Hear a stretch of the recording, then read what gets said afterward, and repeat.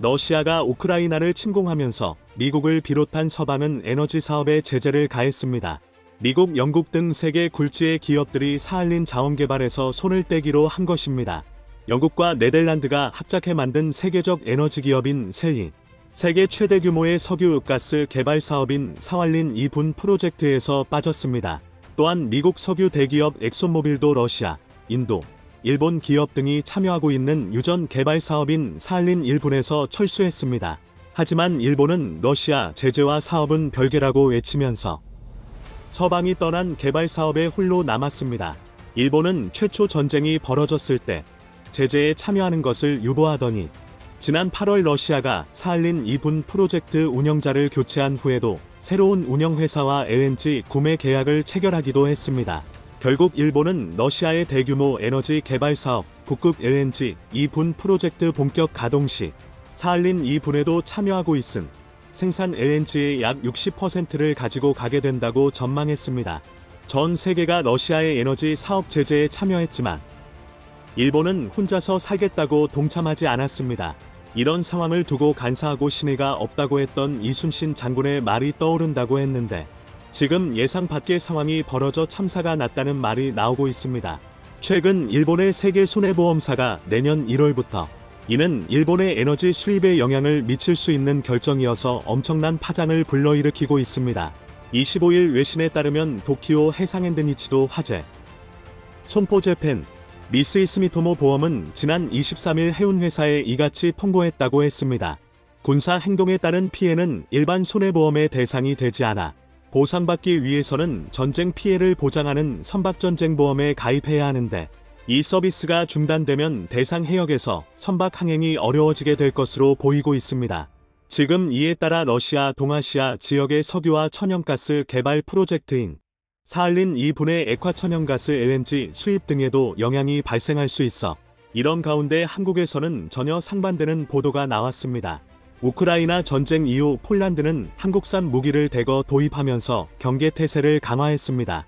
앞으로 한국 무기의 유럽 수출의 전진기지가 될 것이라는 말까지 나오면서 폴란드는 한국에게 감사하는 마음을 표현하며 협력을 더욱 강화해 나가겠다고 말하고 있습니다. 그런데 폴란드는 혹한이 몰아치는 이번 겨울 큰 문제에 봉착했습니다. 그동안 폴란드는 연간 가스 소비량 약 절반을 러시아의 국영 에너지 기업인 가스프롬 게즈프람을 통해 공급받았습니다. 그러나 이번 러시아 우크라이나 시대로 천연가스 공급 대금을 루블화로 결제하라는 러시아 정부의 요구를 폴란드 정부가 거부하자 러시아 측은 폴란드로의 천연가스 공급을 지난 4월 27일 자로 중단시켰습니다. 이후부터 현재 폴란드는 발탁 파이프라인을 통해 노르웨이에 있는 LNG 재고를 공급받으며 버티고 있지만 어려운 상황이 되고 있습니다. 이에 폴란드는 한국에게 SOS를 보냈고 한국은 폴란드에 아주 중요한 도움을 주었습니다. 현대중공업과 현대사모중공업이 건조한 LNG 운반선 2척을 최근 폴란드에 인도했습니다. 두 선박은 미국산 LNG를 폴란드로 실어 나를 예정으로 폴란드는 이로써 에너지난으로부터 한숨 돌릴 수 있게 되었습니다. 폴란드의 국영정유기업 관계자는 현대중공업에서 LNG 운반선 2척을 인도받게 되어 더욱 효율적인 LNG 수입이 가능하다면서 해상가스 규모는 이미 수요의 약 30%를 충족한다. 발트의 파이프라인과 마찬가지로 폴란드에서 가장 중요한 가스 공급원이라고 말했습니다. LNG 운반선 한 척당 폴란드 국민이 사용하는 일주일치 LNG를 실어 나를 수 있는 것으로 알려졌는데 가장 먼저 2척을 한국이 제공해서 숨통이 트이게 만들어준 것입니다. 2025년까지 모두 8척의 LNG 운반 선단을 주어 미국 등 러시아 이외 지역에서 생산된 LNG 수입을 늘릴 계획이라고 했습니다. 폴란드의 한국은 지난 K2전차, K9 자주포 조기 납품에 이어 이번 LNG선까지 총알 배송이 무엇인지를 확실히 경험시켜 주었습니다. 국내 조선사들은 올해도 LNG 운반선을 대거 독식하면서 지난해에 이어서 2년 연속 수주 목표를 달성했습니다. 한국조선해양은 올해 총 44척의 LNG 운반선을 수주했고 대우조선해양은 38, 삼성중공업은 36척의 수주 성과를 거뒀습니다. 영국의 조선 해운 시황 분석기관 클라크슨 리서치에 따르면 올해 LNG 운반선 발주는 170척으로 국내 조선 3사 수주량은 총 118척으로 점유율은 69%에 달했습니다.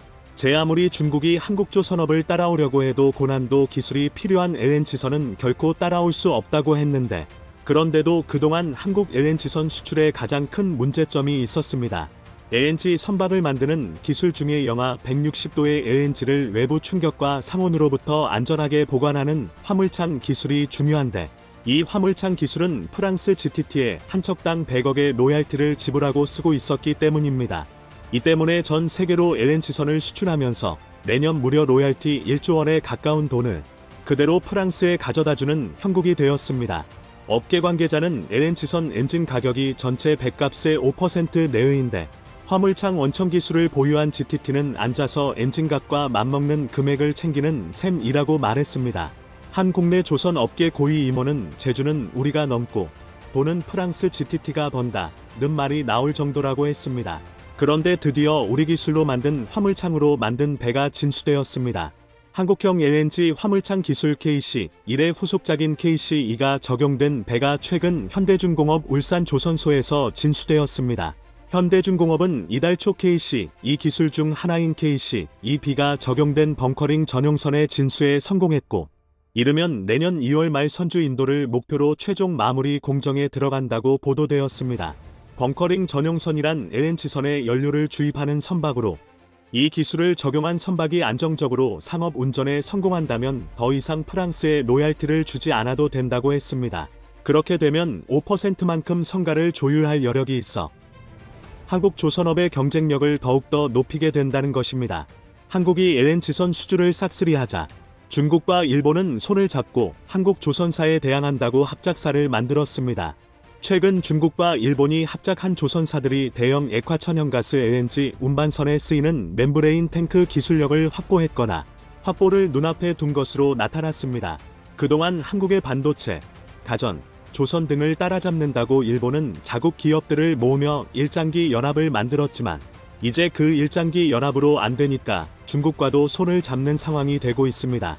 이번 러시아 가스 사업과 LNG 선박 수출에서 보여준 일본의 모습을 비판하는 이들은